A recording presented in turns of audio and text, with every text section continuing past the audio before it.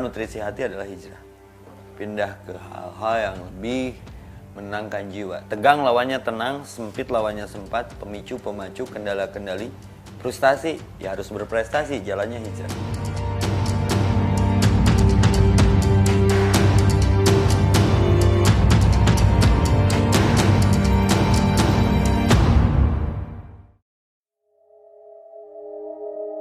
Acara ceramah kini tak hanya dipenuhi oleh ibu-ibu atau bapak-bapak.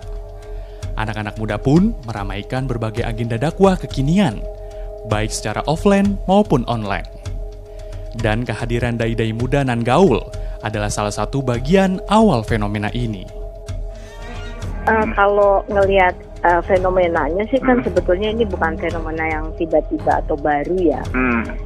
Jadi artinya udah beberapa waktu yang lalu, mungkin lebih dari sekitar 10-15 tahun yang lalu sebetulnya udah ada gejala itu dalam pengertian mungkin bukan soal dai-nya, tetapi bagaimana Islam itu masuk ke dalam ranah ranah ekonomi gitu maksudnya.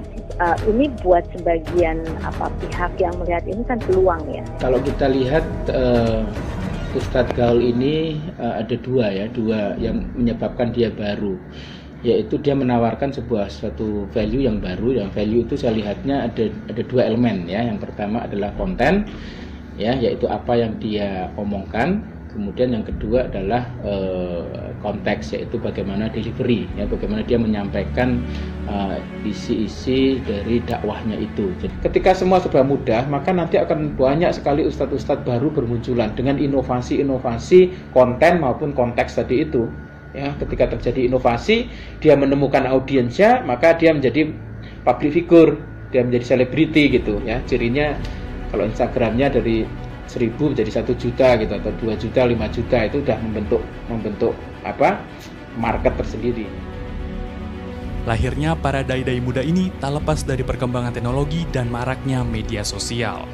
Pesan-pesan bernada religius pun tak mesti melalui takbir akbar ataupun siaran televisi.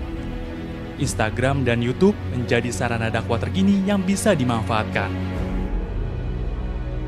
Temanya emang kita pembahasannya emang lebih sangat ringan sih. Kajian-kajian kita juga ada yang berat, sih nggak bahas bab fikih. Ya seperti itu sih, mungkin kalau nanti bisa dicek lah di YouTube-nya kajian-kajian. Udah bahasa Ustadz Hanat tuh kayak gimana, atau bahasa Ustadz lain di waktu sharing kita pun sekarang bahasanya udah nggak kajian sih, lebih ke sharing. Semuanya ya dari Allah. Itu hanya para ustadz, para dai itu hanya perantara aja lah. Kan yang menggerakkan para ustadz mengeluarkan kata-kata, mengeluarkan lisan, menyuarakan agama, atau membranding bahwa Islam itu keren, agama yang bermanfaat, yang rahmatan lil alamin, itu kan semuanya dari Allah lah. Di sisi lain, beberapa penelitian mengatakan bahwa masyarakat Indonesia kini lebih religius. Salah satunya dengan tren hijrah yang menjadi gaya hidup. Ini kan customer ini di Indonesia, Muslim zaman now itu kan semakin religi ya.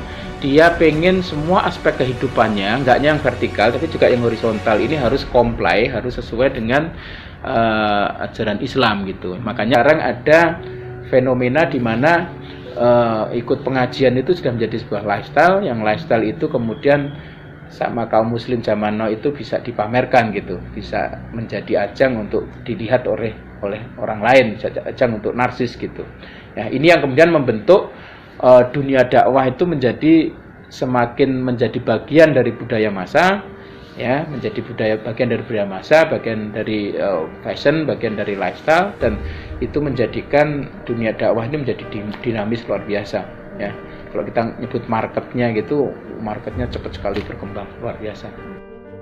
Di tengah perkembangan tren hijrah dan dai gaul di kalangan anak muda, harapan pun tumbuh, yakni terwujudnya Islam yang lebih ramah, bukan pemarah, serta benar-benar menjadi rahmat bagi semesta alam. Bagus lah, alhamdulillah, ini indikasi kebangkitan Islam, insya Allah, dari anak muda untuk Indonesia, untuk dunia, untuk peradaban Islam, insya Allah.